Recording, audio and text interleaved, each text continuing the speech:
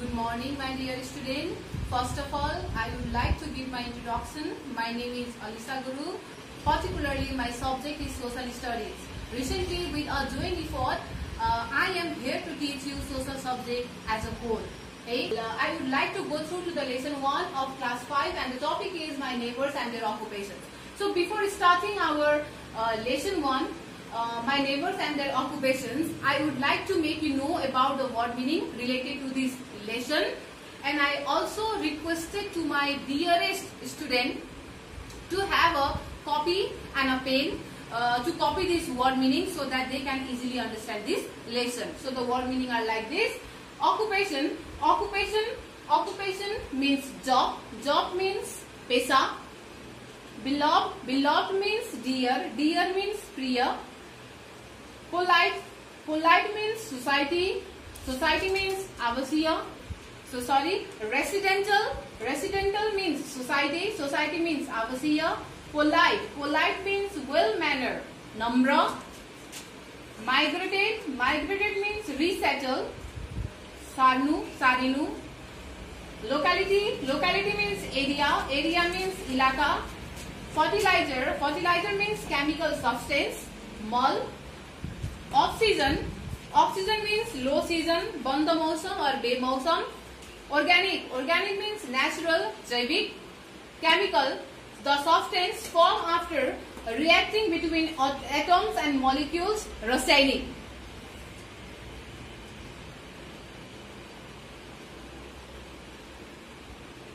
So let's proceed to our topic, my neighbors and their occupations. Neighbors, the people who lives near our house. है जो व्यक्ति हाम्रो घर वरिपरि बसोबास गर्ने व्यक्तिहरु, त्यो हाम्रो घर नजिकै बसोबास गर्ने व्यक्तिहरुलाई हामीले नेबर्स भनेर भन्ने गर्छौं, अथवा छिमेकी भनेर भन्ने गर्छौं। त्यसैगरी अकुपेशन्स, है occupation the work that we do for earning or living, है अकुपेशन मीन्स जब, है काम अथवा पेशा, जुन पेशा हामीले पैसा कमाउनको लागि अथवा आफ्नो जीविका पाल्नको लागि अथवा बाँच्नको लागि गरिने कामलाई हामीले अकुपेशन भनेर भन्ने गर्छौं अथवा पेशा भनेर भन्ने गर्छौं। So there are numbers of benefit of occupations. Among them, I have listed only 4 benefit of occupations. Okay? So the first benefit of occupation is money will mobilized within a country. है पैसा, देशको पैसा देशभित्र नै रहने भयो, है पैसा बाहिर जान दिदैन। देशको पैसा के हुने भयो त देशभित्र नै रहने भयो, देशभित्र नै सर्कुलेट हुने भयो, देशभित्र नै मुभ हुने भयो, है। It uplift living standard of people. मान्छेको living standard अथवा standard of life, standard of living लाई पनि increase गर्ने, improve गर्ने, सुधार्ने काम पनि हाम्रो occupation ले गर्ने गर्छ भने the third point is it maintain harmonic relation among a people. मान्छे मान्छे बीच अथवा छर छिमेकी बीच राम्रो सम्बन्ध बनाउनको लागि नि occupation ले मद्दत गर्ने गर्छ। त्यसैगरी fourth number, it makes our work easy, fast and convenient. है occupation ले हाम्रो कामलाई छिटो, सजिलो र सरल बनाउनको लागि पनि मद्दत गर्ने गर्छ। So these are the benefit of occupations and the definitions of neighbors and the occupation.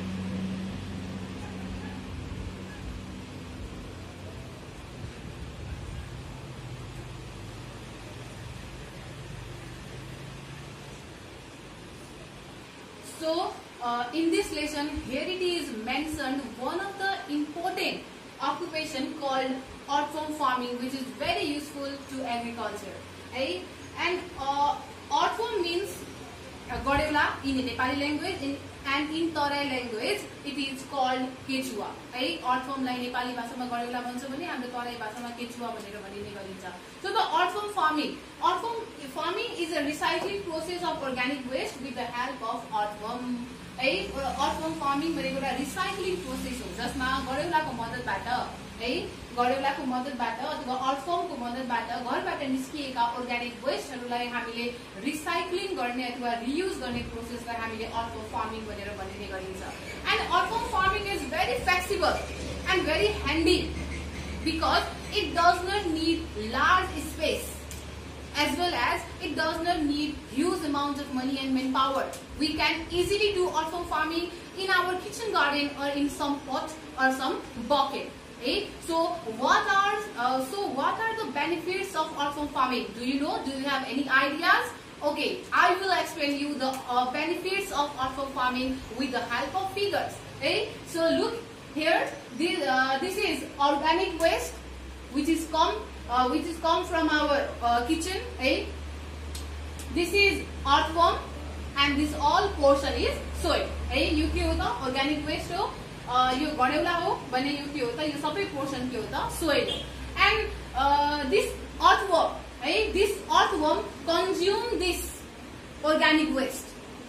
यो earthworm ले के गर्छ त यो organic waste लाई consume गर्ने काम गर्छ, consume गर्छ and produce the liquid fertilizers.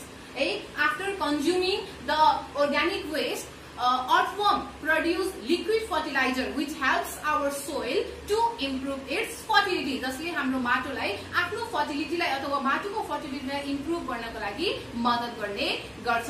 I hope you understand. I hope you understood about the understood about the earthworm farming and the benefits of earthworm farming.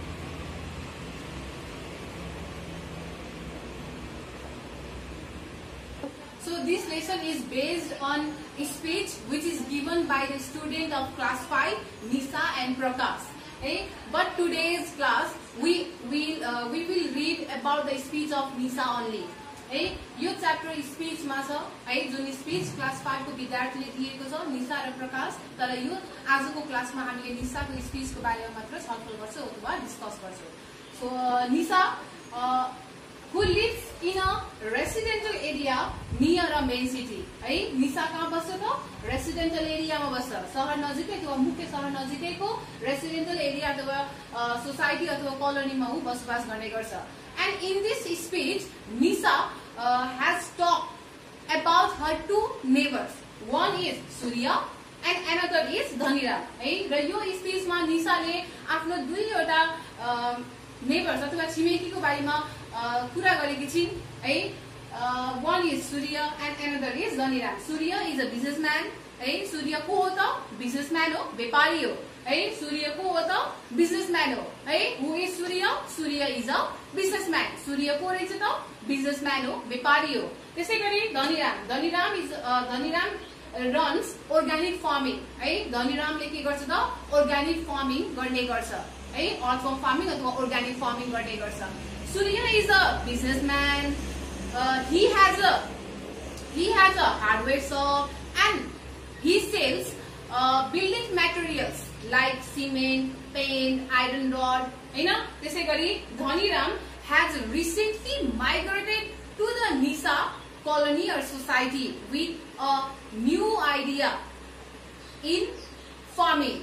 Farming मा नयाँ आइडियाजहरु लिएर नयाँ विचारहरु लिएर धनीराम के गरेको छ त निसाको कलोनी अथवा निसाको सोसाइटीमा माइग्रेट भएको छ, सरुवा भएको छ. Dhaniram does organic farming. He does not use any kind of chemical fertilizer in his farm. He only use organic one. धनीरामले आफ्नो खेतमा organic फार्मिङ गर्ने गर्छ. धनीरामले अर्ग्यानिक फार्मिङ गर्ने गर्छ. कुनै पनि केमिकल फर्टिलाइजर्सहरु अथवा मार्केटमा पाइने कुनै पनि केमिकल फर्टिलाइजर्सहरु धनीरामले प्रयोग गर्दैन. He only use organic one. उसले घरमा बनाइएका घरेलु अर्ग्यानिक म्यानरहरु अथवा घरमा बनाइएका घरेलु मलहरु मात्र प्रयोग गर्ने गर्छन्. And many neighbors of Nisa follows Dhaniram र निसाको थुप्रै छिमेकीहरुले धनीरामलाई फलो गर्ने गर्छ, पछ्याउने गर्छ. उसले गरेको कामहरु पछ्याउने गर्छ र धनीरामले जस्तै आफ्ना खेतमा अर्ग्यानिक फार्मिङ गरेर आफ्ना खेतबारीमा हरिया सागसब्जी अथवा ताजा सागसब्जीहरु उत्पादन गरेर नजिकैको बजारमा बेच्ने गर्छ. Now I will explain this paragraph or I will explain this speech. So the students of class 5 in Amar Singh Higher Secondary School are very happy as they have successfully completed the class 4. As a Amar Singh Secondary School का विद्यार्थीहरु आज धेरै नै खुशी छन्. They all were very happy. आज Amar Singh secondary school का विद्यार्थीहरु एकदमै खुशी छन्, असाध्यै खुशी छन्. आज सबै विद्यार्थीहरु राम्रो अंकमा राम्रो अंक ल्याएर अथवा राम्रो नम्बर ल्याएर पास भएर क्लास 4 बाट क्लास 5 मा जाँदा सबै विद्यार्थीहरु एकदमै खुशी छन्. All the students of class 4 were very happy as they have successfully passed their class 4 final exam है। क्लास 4 को फाइनल इक्जाम राम्रो अंक ल्याएर अथवा राम्रो मार्क्स ल्याएर पास भएको कारणले गर्दा आज अमर सिंह सेकेन्डरी स्कुलका विद्यार्थीहरू निकै खुसी छन्, धेरै नै खुसी छन्। They all were very happy. So the social studies teacher asked all the students to speak about their neighbors. हैन, सोशल टिचरले है सबै विद्यार्थीहरूलाई आफ्ना छिमेकीको बारेमा केही शब्दहरू बोल्नका लागि सबै विद्यार्थीहरूलाई मौका दिनुभएको थियो। And most of the student raise their hand for a chance है, र धेरै जसा विद्यार्थीहरूले मौकाको लागि अथवा अपर्च्युनिटिजको लागि हात उठाएका थिए। ती मध्ये among them अथवा ती मध्ये निशा र प्रकाशलाई टिचरले मौका दिनुभयो आफ्नो छिमेकी तथा आफ्नो छिमेकीको पेसाको बारेमा केही शब्दहरू बोल्नका लागि अथवा आफ्नो स्पीच दिनको लागि निशा र प्रकाशलाई टिचरले मौका दिनुभयो। सो स्पीच अफ निशा है, निशाको speech. Respected subject teachers and my beloved friend, आदरणीय मेरा प्यारा साथीहरू र मेरा सम्मानीय गुरुजनहरू। Respected my teachers and my beloved friend, है आदरणीय मेरा गुरुजनहरू र मेरा प्यारा साथीहरू। I live in a residential area near a main city, शहर नजिकै अथवा मुख्य शहर नजिकैको रेसिडेन्शियल एरिया अथवा कलोनीमा म बसोबास गर्ने गर्छु। Most of the people of my areas are engaged in different occupations, है मेरो गाउँटोलमा अथवा मेरो कलोनीमा बसोबास गर्ने थुप्रै छिमेकीहरूले विभिन्न प्रकारका पेसाहरू गर्ने गर्छन्। They do different type of occupations. Today in this speech I will talk about Sukra and Dhaniram. तर आजको यो स्पीचमा म शुक्र र धनीराम छिमेकीको बारेमा कुरा गर्छु अथवा छलफल गर्छु। Sukra is a businessman. He has a hardware shop and he sells building materials like cement, iron rod, tape, paint, etc. And his wife Sarita helps her in free time. They are very polite and helpful. हैन, शुक्र को हो त, as I told you, Surya is a businessman. है, सूर्य को रहेछ त businessman and he has a hardware shop. उसको हार्डवेयर को शॉप छ जहाँ उसले घर बनाउनको लागि प्रयोग हुने प्रयोग हुने सामग्रीहरू अथवा मेटेरियल्सहरू जस्तै सिमेन्ट, आइरन रड, हैन, पेन्ट, यी कुराहरू के गर्छ त बेच्ने गर्छ। एन्ड हिज वाइफ है, and Surya's wife Sarita helps her in her free time, हैन। त्यसै गरी सूर्यको वाइफ सरिताले सूर्यलाई आफ्नो खाली समयमा अथवा फ्री टाइममा सूर्यलाई मदद गर्ने गर्छ। And they both are very polite and very helpful, है, they are very polite and very helpful. दुवैजना एकदमै पोलाइट छन्, हैन, र एकदमै सहयोगी अथवा एकदमै हेल्पफुल छन्, है। एकअर्कालाई मदद गर्ने, आफ्नो छरछिमेकीलाई मदद गर्ने, सबैसँग मिठो र राम्रो बोली वचन गर्ने, एकदमै पोलाइट, है, र एकदमै हेल्पफुल नेचरका छन् दुवै सूर्य र सूर्यको वाइफ सरिता, है। त्यसै गरी अर्को छ धनीराम, है, अर्को छिमेकी छ Dhaniram. Dhaniram has recently migrated to our locality. Dhaniram हालचालै अर्को गाउँबाट अथवा अर्को कलोनीबाट हाम्रो कलोनीमा सरुवा हुनुभएको हो, है। He has come with a new idea in farming, है, खेती किसानीमा लिएर अथवा फार्मिङमा लिएर नयाँ आइडियाजहरू, नयाँ विचारहरू लिएर उहाँ अर्को कलोनीबाट अथवा अर्को सोसाइटीबाट हालचालै हाम्रो सोसाइटीमा सरुवा हुनुभएको छ। He has planted off-season vegetables. He has recently started organic farming. र हालचालै उहाँले अर्ग्यानिक फार्मिङ सुरु गर्नुभएको छ, है, र उहाँले आफ्नो फार्ममा अथवा आफ्नो खेतबारीमा उहाँले अफ सिजन भेजिटेबल्सहरू प्रड्युस गर्नुहुन्छ, उत्पादन गर्नुहुन्छ। And he does not use any kind of chemical fertilisers, र उहाँले कुनै प्रकारका केमिकल फर्टिलाइजर्सहरू अथवा मार्केटमा पाइने कुनै प्रकारका केमिकल फर्टिलाइजर्सहरू उहाँले प्रयोग गर्नु हुँदैन। ही ओन्ली युज अर्ग्यानिक वान। उहाँले घरमा बनेका घरेलु अर्ग्यानिक म्यानरहरू मात्र अथवा घरमा बनेका अर्ग्यानिक फर्टिलाइजर्सहरू मात्र, मलहरू मात्र उहाँले प्रयोग गर्नुहुन्छ। And he has an earthworm farm. उहाँले अर्थवर्म फार्मिङ गर्नुहुन्छ, हैन, गडेउलाको खेती गर्नुहुन्छ। He sell organic fertiliser to his neighbours at a cheap price, है। उहाँले अर्ग्यानिक फर्टिलाइजर्सहरू आफ्ना छिमेकीहरूलाई सस्तो मूल्यमा अथवा सस्तो पैसामा बेच्नु पनि हुन्छ है। र उहाँलाई देखेर केही व्यक्तिहरूले धनीरामलाई फलो गरेको छ, पछ्याएको छ, उहाँले गरिएका कामहरूलाई पछ्याइएका छ। र धनीरामले जस्तै अन्य छिमेकीहरूले पनि आफ्ना खेतबारीमा अर्ग्यानिक फर्टिलाइजर अथवा अर्थवर्म फार्मिङ गरेका छन् र आफ्ना खेतबारीमा हरिया तथा ताजा सागसब्जीहरू उत्पादन गरेर नजिकैको बजारमा बेचेका छन् है। And this is the speech of Nisha. I hope you understood the speech of Nisha, and so now I'm going to give you some question answer related to this lesson. And the question is, what is earthworm farming? Earthworm farming भनेको के हो? Write the definitions of earthworm farming. You have to write the definitions of earthworm farming. यो question मा तिमीलाई के गर्नुपर्छ त? earthworm farming को डेफिनेसन लेख्नुपर्छ हैन, यसलाई डिफाइन गर्नुपर्छ, earthworm farming लाई डिफाइन गर्नुपर्छ हैन।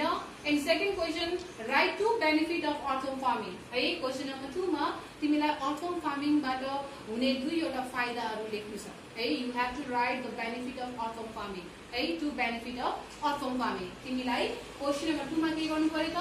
अर्थवर्म फार्मिङको दुईवटा फाइदा, कतिवटा? दुईवटा है। You have to write two benefit of earthworm farming. तिमीलाई क्वेशन नम्बर 2 मा अर्थवर्म फार्मिङ को दुईवटा फाइदा अथवा दुईवटा बेनिफिट है लेख्नु पर्छ। Third question, write the name of any 5 occupations of your locality है। तिम्रो लोकालिटीको अथवा तिम्रो गाउँको अथवा तिम्रो सोसाइटी भनौं हैन, जहाँ तिमी बस्छौ हैन, तिम्रो लोकालिटीमा रहेको 5वटा, कति? 5वटा है। How many? 5 है। 5 वटा अकुपेशन को नाम लेख्नु छ है। You have to write 5 name of the occupations of your locality. तिम्रो लोकालिटीमा रहेको 5वटा अकुपेशन को है, पेशाको नाम लेख्नु छ। You have to write 5 name of occupations of your locality. So this is your homework है। यो तिम्रो के हो त? होमवर्क हो। This is your homework. I hope you will complete this homework. Thank you. Thank you for your time. Thank you for your valuable time. Thank you. Right?